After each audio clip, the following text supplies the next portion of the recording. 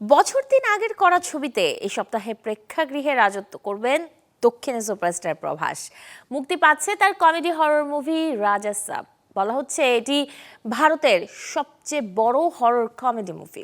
2022 সালে শুরু হওয়া ছবির শুটিং এর কাজ শেষ হয় 2024-এ। মাঝের সময়টাতে বারবার খবরের শিরোনামে এলেও অবশেষে কাল প্রেক্ষাগৃহে দর্শক দেখতে পাবে এই সিনেমাটি। তো নতুন এবং ফিরে আসা গ্রাহকদের জন্য নগদে চলছে ক্যাশব্যাক সহ প্রতিদিন হাজারো উপহার জেতার সুযোগ। হবে আশা আর ফেরা, সারপ্রাইজ সেরা।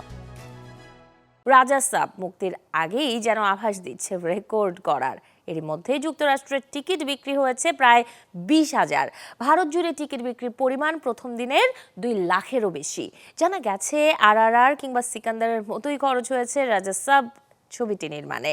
মারুতির লেখা গল্প ও পরিচালনায় রাজা সাব সিনেমাটি দিয়ে নিজেকে ছাড়িয়ে যেতে পারবেন কিনা প্রভাস, এখন তাই দেখার অপেক্ষা।